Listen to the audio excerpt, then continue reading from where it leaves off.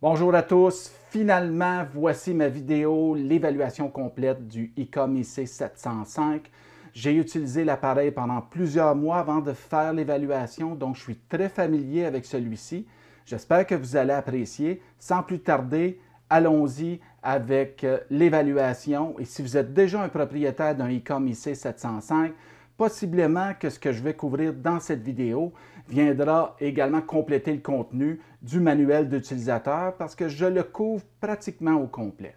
Donc, sans plus tarder, on commence avec l'évaluation du ICOM IC705. Avant d'allumer l'appareil, j'aimerais passer en revue avec vous le ICOM IC705, mais au niveau physique. La première chose que vous allez remarquer, c'est le haut-parleur à l'avant. Il est petit, mais extrêmement puissant et donne de très, très bons résultats. Bien placé, j'aime bien l'aspect d'avoir le haut-parleur comme ça en avant de l'appareil, très utile. On a sur le dessus, pas grand-chose. Et quand on regarde à l'arrière, ce qu'on voit, c'est le port pour la batterie, qui est une batterie de radio portable comme un ID51 de ICOM. Donc, c'est très simple. Vous pouvez utiliser un chargeur rapide pour la charger. Et vous pouvez également utiliser le port USB pour le charger ou encore une alimentation externe de 13,8 volts. Vous avez en dessous, ici, quand vous allez ouvrir la boîte de l'appareil, les petites pattes ici antidérapantes ne sont pas installées, elles sont dans la boîte. Fait que vous pouvez regarder ma vidéo précédente où je fais le unboxing et où j'explique justement cette partie-là dans le manuel que j'avais oublié initialement. Donc, je vous le mentionne à cause de ceci. Vous avez une prise ici qu'on appelle un corps qui est compatible avec un trépied, par exemple, pour une caméra. Donc, c'est très standard, fait que vous pouvez l'utiliser avec différents supports qui existent pour supporter des équipements vidéo ou des caméras. Vous avez 4 vis comme ceci aussi qui permet, j'imagine, dans le futur, d'avoir des accessoires d'ICOM pour vraiment venir le mettre sur un support ou quelque chose du genre. Quand on le regarde sur le côté, vous avez un speaker mic ici, qui sont des fiches 3,5 mm pour l'audio et 2,5 mm pour le micro. Et je vais vous le montrer. C'est comme ceci. Haut-parleur, microphone. N'oubliez pas que ça va mettre à mute le haut-parleur à l'avant, que je trouve ça un peu triste, mais ça peut être pratique si vous avez dans un sac à l'arrière, dans le dos, pendant que vous marchez, puis vous avez le microphone, donc vous allez avoir l'audio dans le microphone, dans le speaker mic qui est inclus avec l'appareil. Vous avez ici une fiche micro SD, pas une fiche, excusez, une carte micro SD, OK? Comme ceci, qui vous permet de sauvegarder vos mémoires, la programmation de l'appareil, faire des mises à jour du micro-logiciel de l'appareil. Vous pouvez également l'utiliser pour enregistrer vos QSO. Oui, ça va enregistrer l'audio, mais aussi les paramètres du QSO, date, heure, fréquence, mode, etc. Et ça, c'est super intéressant si vous voulez faire votre logbook après votre activité de plein air et vous êtes en situation portable, mais vous allez pouvoir remplir votre logbook plus tard. Donc ça, c'est super intéressant. Roger, Roger. Very good, Lloyd. Yeah, propagation is, it's not bad. Normally at this time of the day, the band is closed. Vous avez un port d'antenne seulement pour couvrir le HF, le VHF et le UHF. Oui, parce que cet appareil couvre toutes les bandes, donc du 6 au 160 mètres et le 2 mètres et le 70 cm. Également, ce qu'on appelle le airband et les postes de radio broadcast FM standard. Okay? Et cette antenne-là, c'est juste un port d'antenne. Donc, si vous avez une antenne HF et une antenne VHF, UHF à la maison, vous voulez le brancher dessus, bien, il va falloir le défaire à chaque fois, le débrancher et le rebrancher. Il existe des duplexeurs qui sont en mesure de séparer le HF du VHF, UHF, mais normalement, les duplexeurs les plus communs, le HF est inclus avec le VHF, ce qui peut être une problématique, mais j'imagine qu'il va y avoir des duplexeurs disponibles dans le futur pour ça. Je pense que MFJ en font un, justement. Vous avez ici la fiche. Bien, une vis pour mettre une mise à la terre. C'est important pour quand vous ajustez une antenne en mode portable. Là, vous pouvez vous connecter ici. Et il y a une petite clip qui est dans la boîte avec les 4 pieds ici, OK, qu'on installe. Une petite clip qui s'insère, c'est comme carré, là, ça évite de tourner. Et ça, c'est fait pour supporter, en fait, empêcher de briser les connecteurs de vos microphones en utilisant une chaînette comme ceci, là, qui est faite pour, tu sais, un peu comme les clés. Je ne sais pas si je vois mal mon focus, là. Mais s'il faut faire 3 tours, c'est un peu difficile. Je vais vous donner quelques trucs dans cette vidéo. Et le truc que je vais vous donner, le premier, c'est vraiment d'utiliser une clip comme ceci, très, très, très commune. Vous allez avoir ça. Moi, je l'ai pris sur ma carte d'accès avec le collier qu'on nous donne à Dayton au dernier Amvention. Fait que vous avez certainement ça dans vos trucs qui traînent dans votre shack. Fait que ce que ça permet de faire, c'est de le connecter rapidement. Parce que faire 3 tours de la chaînette, je trouvais ça difficile et je n'ai pas toujours le microphone installé. Donc, je préfère largement utiliser une clip comme ceci. Je vais débrancher le microphone. Ça fait le tour pour ce côté de l'appareil. On va aller de l'autre côté. Et de l'autre côté, ce qu'on a, on a un port 13,8 volts pour charger l'appareil, mais aussi alimenter l'appareil, ce qui vous donne 10 watts au lieu de 5 watts. Toutes les bandes, c'est 5 watts sur batterie, peu importe si on le charge USB ou non. Mais avec 13,8 volts en station, ça vous donne 10 watts, ce qui me donne 340 watts sur mon amplificateur de 1 kW. Là, fait que c'est quand même potable. Donc, vous avez l'entrée 13,8 volts et ça charge aussi la batterie lorsque vous le branchez. Vous avez ici un port micro USB qui permet de brancher à l'ordinateur via un port USB l'appareil, de la programmer et aussi de faire des modes numériques. Ça vous permet également de charger l'appareil et ça, c'est super bien. Donnez-moi un instant. Ici, j'ai un petit Power Pack USB 2,4 A qui est solaire aussi pour le charger. Et vous pouvez utiliser un câble USB standard, vous le branchez et regardez bien ce que ça va faire ici. Et voilà, ça charge l'appareil. Et si vous allumez l'appareil, ça va vous le dire qu'elle est branchée USB. Attendez un instant. Comme ceci. Et là, ça va vous dire que vous êtes branché USB. Vous voyez, là? Fait que ça charge. Ça charge lentement.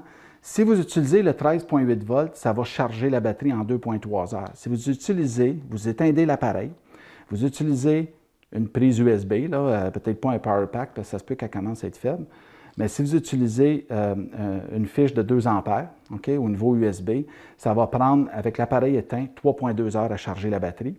Si vous utilisez un docking station pour les batteries portables de ICOM, okay, un chargeur rapide, on parle de 2 heures. Fait que ça vous donne une idée. Fait que ça, je trouve ça vraiment, vraiment bien.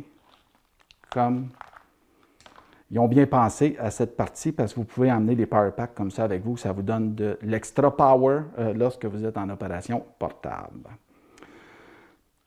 On continue sur le côté de l'appareil. Ici, vous pouvez brancher la clé Morse ou le keyer Morse. Vous avez ici la prise tuner pour un antenna tuner parce qu'il n'y en a pas d'intégré. Il n'y a pas de syntonisateur d'antenne intégré. Donc, il faut le brancher ici. Et ici, vous avez le PTT ALC pour brancher un amplificateur linéaire. Fait que c'est toutes les connexions que vous allez trouver sur l'appareil. Maintenant, nous allons couvrir l'appareil de A à Z en commençant par les boutons et par la suite les menus. Il n'y a pas beaucoup de boutons sur cet appareil-là. Normal, c'est un petit appareil compact avec un écran assez large.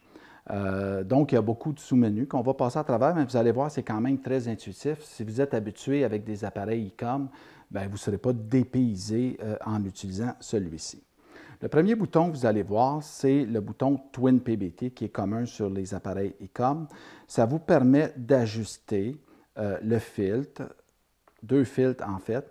Et si vous appuyez une fois, 2 fois, vous voyez 1, 2, 1, 2. Et vous pouvez aussi simplement l'activer en le tournant comme ceci. Si vous voulez le remettre à 0, vous appuyez un long poussé et ça le remet à 0. Même chose pour le deuxième filtre. Vous avez ici le bouton Power pour allumer l'appareil, pour l'éteindre. Pour l'éteindre, il faut faire un long poussé, mais si vous faites momentanément, vous appuyez sur le bouton Power, ça met l'écran à Off. Donc, ça permet d'économiser la batterie et ça vous permet quand même d'utiliser la radio. Vous voyez ici le témoin orange, ça vous indique que la radio est encore allumée. Elle n'est pas éteinte, c'est seulement l'écran. Vous appuyez momentanément et ça va réallumer l'écran.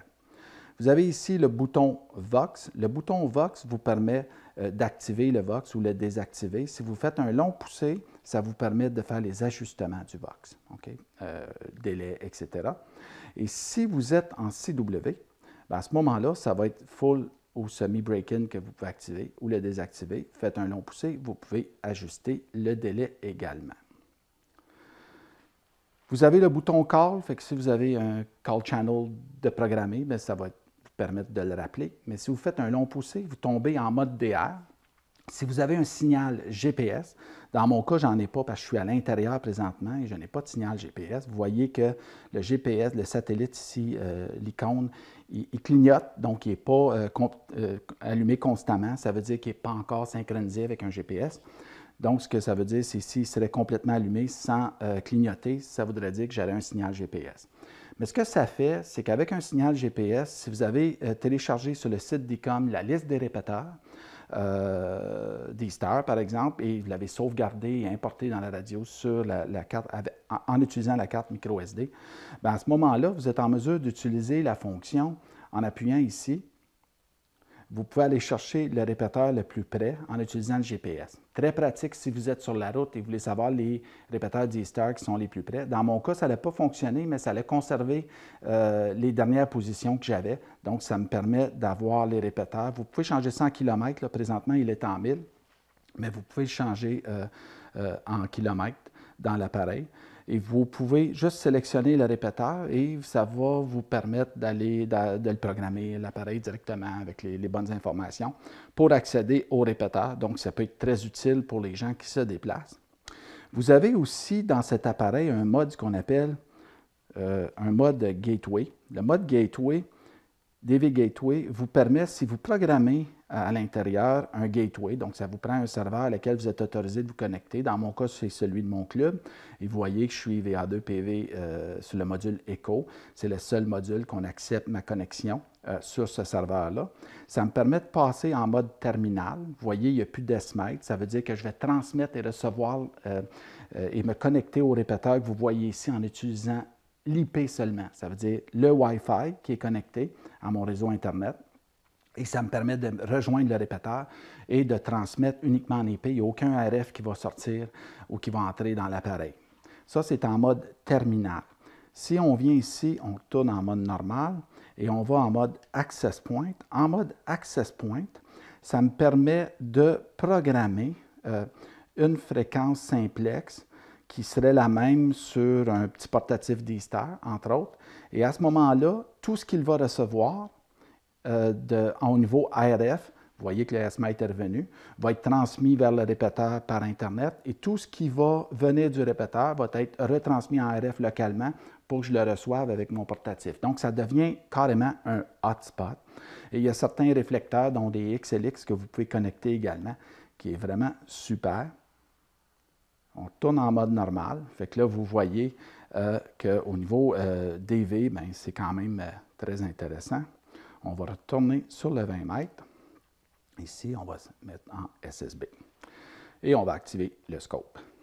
Donc, ici, vous avez le bouton AF Gain. Bon, AF Gain, c'est le volume. Mais si vous appuyez sur ce bouton, vous avez l'option d'ajuster le RF Gain ou le squelch. Donc, c'est très, très intuitif. Vous avez un bouton avec 3 fonctions très importantes, facilement accessibles. Et par défaut, quand vous avez terminé, c'est l'AF qui revient. Et tout ça, en utilisant l'écran tactile et un bouton à 3 fonctions, vous permet d'accéder ceci très rapidement, donc c'est très utile. C'est une bonne façon, une très belle façon d'optimiser un bouton sur un appareil petit comme celui-ci. Maintenant, on va aller à travers l'écran. Vous avez plusieurs indicateurs, donc la transmission, vous avez la batterie, donc l'état de la batterie qui est utilisé sur l'appareil, le GPS, vous avez également le Bluetooth, là, mais là, il n'est pas connecté. Vous avez le Wi-Fi, la connexion Wi-Fi, la carte SD.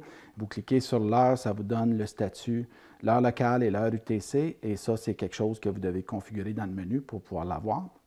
Vous avez ici les modes sur cet appareil couvre du 160 mètres ou 10 mètres en HF, en VHF le 6 et le 2 mètres et le 70 cm en UHF. Et dans tous les cas, vous avez tous les modes, okay, incluant le D-Star en HF. Donc, vous avez ces All Mode, All Band. Et les modes sont sélectionnés, vous pouvez les sélectionner ici, comme ceci. FM et même D-Star en HF. On va revenir à SSB. Si ici, vous avez votre filtre, vous avez 3 filtres, 1, 2 et 3. Et tout ça est touchscreen. Si vous laissez votre doigt sur le filtre, ce que ça fait, c'est que ça amène le menu du filtre que vous pouvez personnaliser. Voici mon truc numéro 2. Vous activez Bandwidth ici. Je vais vous montrer comment aller chercher 3600 Hz de large, donc 3.6K de large en réception. En tournant le VFO, vous allez à 3.6, mais vous allez voir que vous êtes à moins 300 à 3300. Pour ajuster ceci, vous allez activer le Twin PBT ici. Vous allez l'emmener de 0 à 3600, comme ceci. Et là, vous allez avoir 3.6K de large. Donc, un petit truc.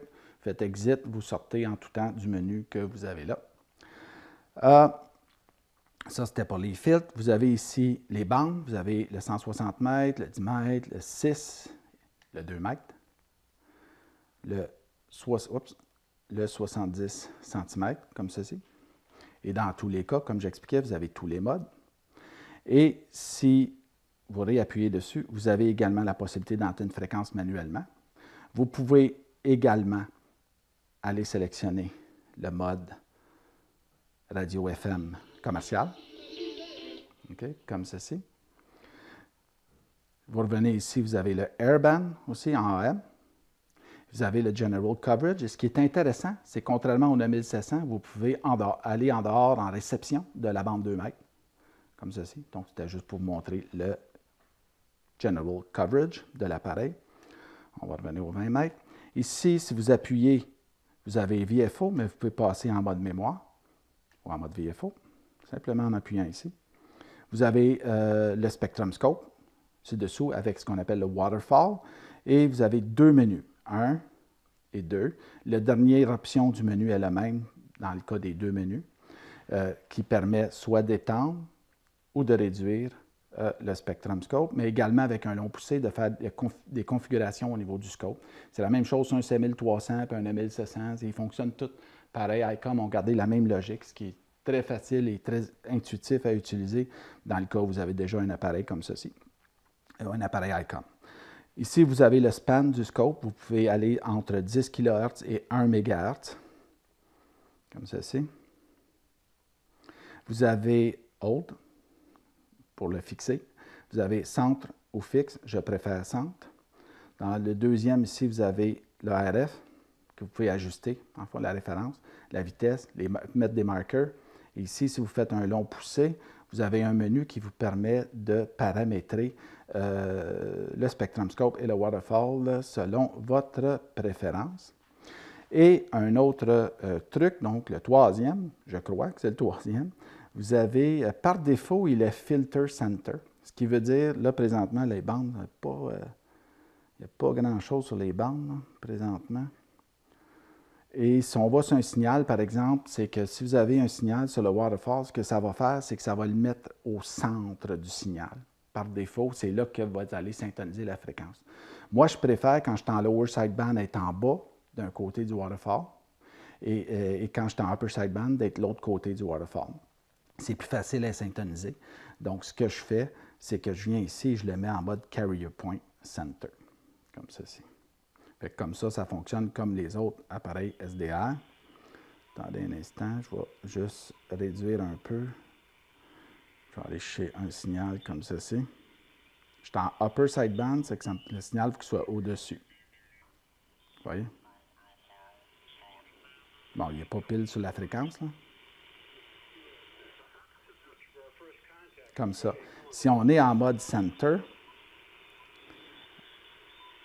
regardez ce que ça fait, là. Il faut que la personne transmette, là. Vous allez voir, on est au centre. Je préfère être Carrier Point Center. Je vais fermer ça, comme ceci. Ça couvre l'écran tactile et le Spectrum Scope.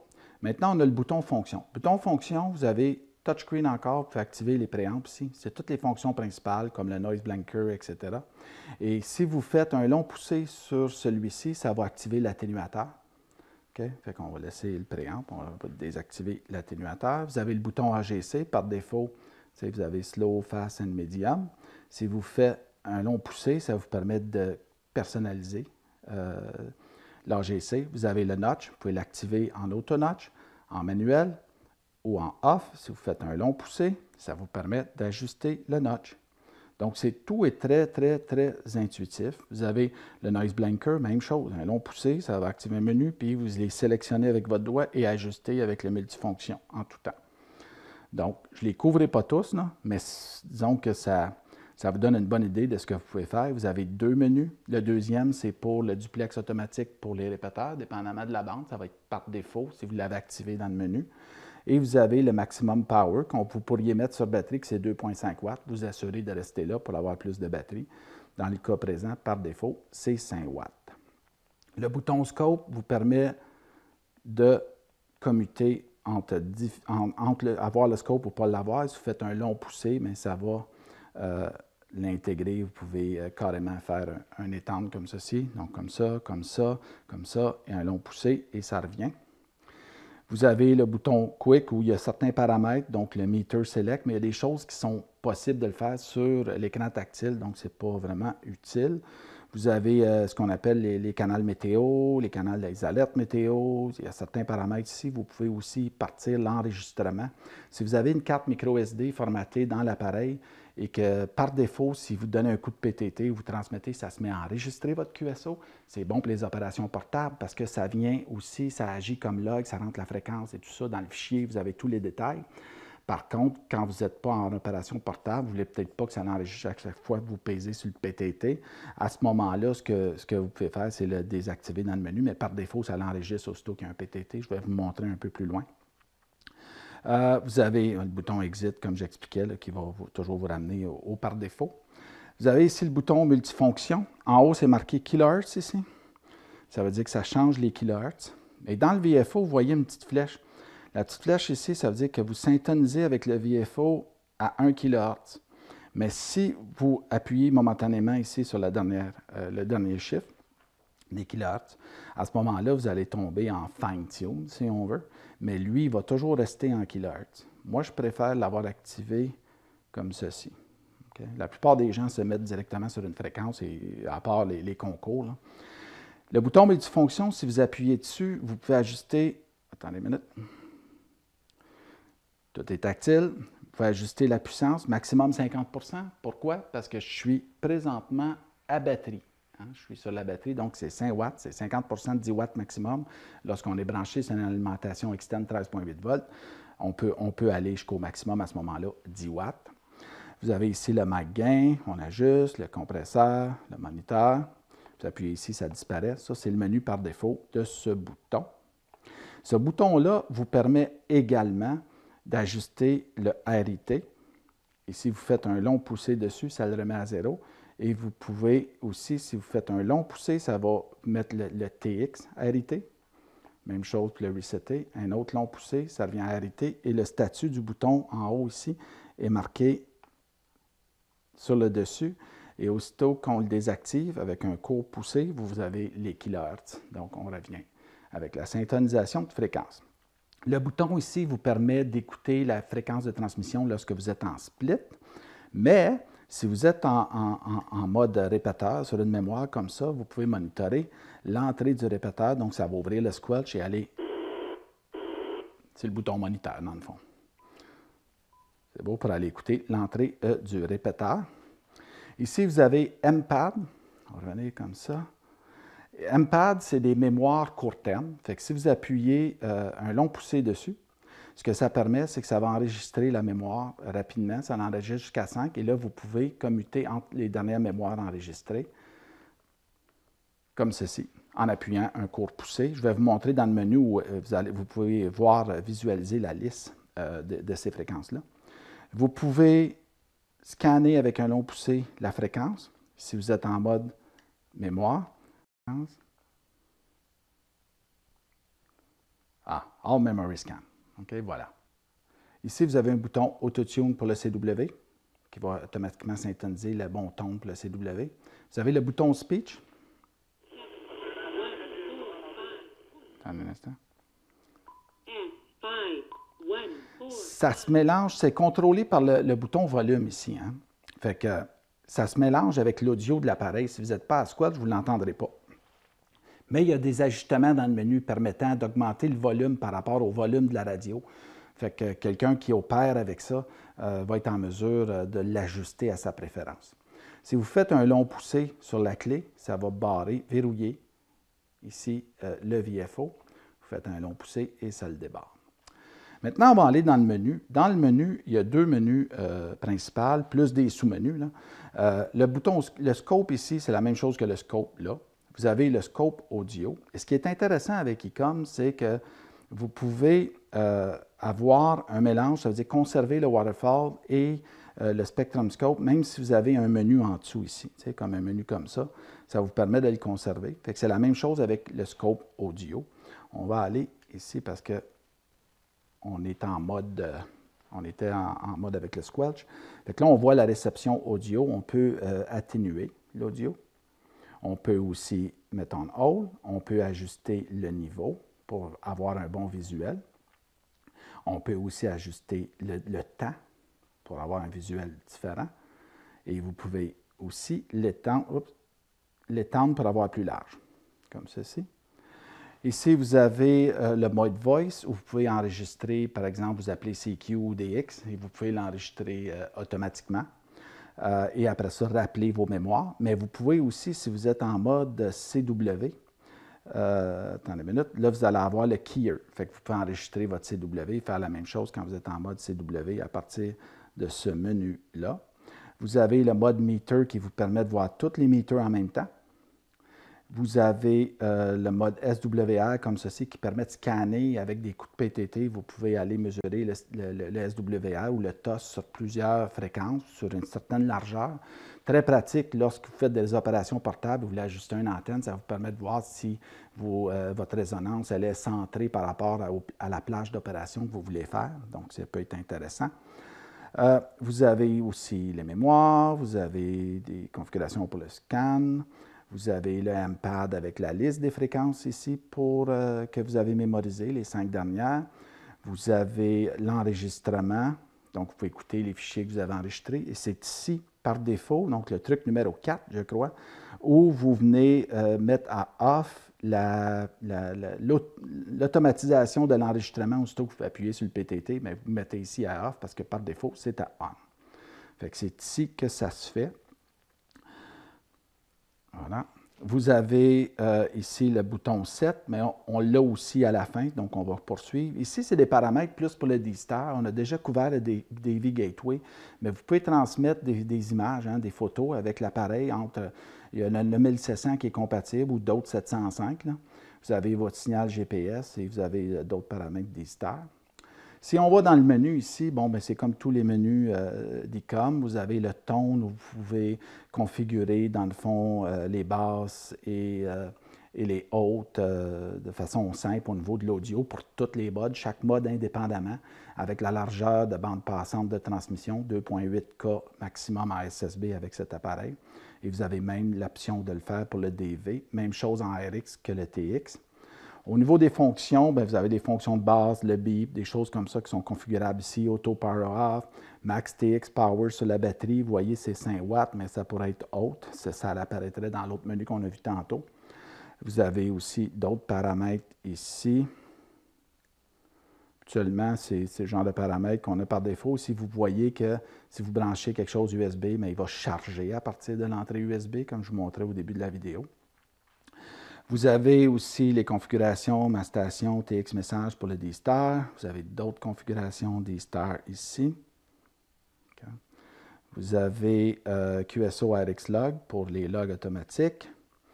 Vous avez ici les connecteurs. Les connecteurs, vous avez des paramètres, parce que dans le cas ici, il y a déjà à l'intérieur de cet appareil-là, vu qu'il y a une connexion IP, le logiciel RSBA1 pour le remote de ICOM, pour le contrôler à distance via un ordinateur, via ce logiciel.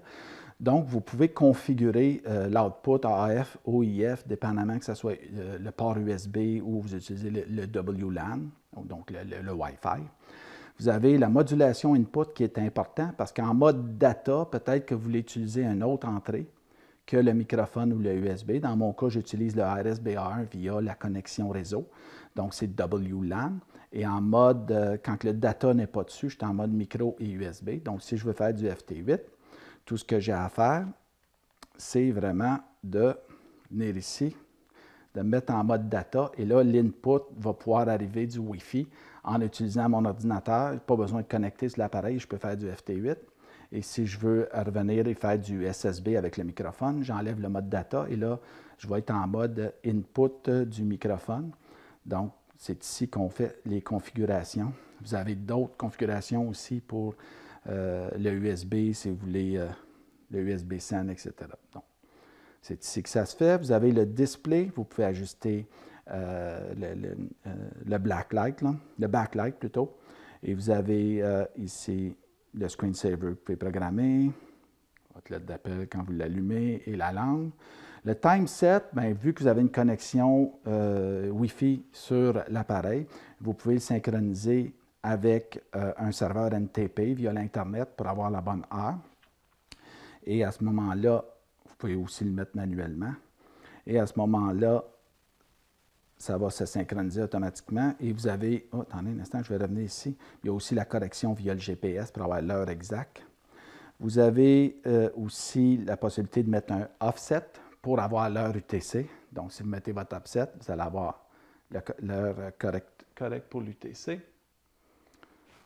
Voilà. On revient au menu. Maintenant, on a aussi le Bluetooth, que vous pouvez aussi programmer à partir d'ici. C'est ici que vous faites ce qu'on appelle le pairing, là, donc l'association avec l'autre appareil Bluetooth. Si vous utilisez l'application pour transmettre des photos, là, vous allez devoir le faire via le Bluetooth. Vous avez la connexion réseau, donc vous devez la première fois vous connecter à votre réseau. Hein, venir ici et vraiment connecter. Okay. Vous avez les remote settings. Si vous voulez utiliser le logiciel RSBA1, bien, il faut venir configurer ici les ports, etc. pour pouvoir connecter à distance l'appareil. La carte SD vous permet de sauvegarder et de reprendre vos configurations, aussi de sauvegarder des photos, d'importer par exemple la liste des répéteurs que vous pouvez télécharger sur le site d'ICOM pour utiliser avec le GPS, etc. Et vous pouvez faire aussi des firmware updates, donc mettre à jour le micro-logiciel à partir d'ici. Et ici, vous avez les informations, dont les versions firmware, Mac, Voltage, etc., clone, touchscreen calibration, vous avez le reset partiel ou complet. Ça couvre le ICOM IC705. Ceci conclut cette vidéo, j'espère que vous avez apprécié. Si c'est le cas, n'oubliez pas de faire un j'aime. De plus, si vous n'êtes pas déjà abonné, s'il vous plaît, abonnez-vous et n'oubliez pas de cocher la cloche pour être notifié aussitôt qu'une nouvelle vidéo est en ligne. Sur ce, parlant de nouvelles vidéos, la prochaine vidéo sera à propos du ICOM LC192, le backpack qui va avec le IC705. Je vais vous démontrer comment j'ai procédé à l'installation de l'antenne verticale Comet sur le sac et comment j'ai arrangé tout le contenu. Sur ce, je vous dis 73 et à bientôt.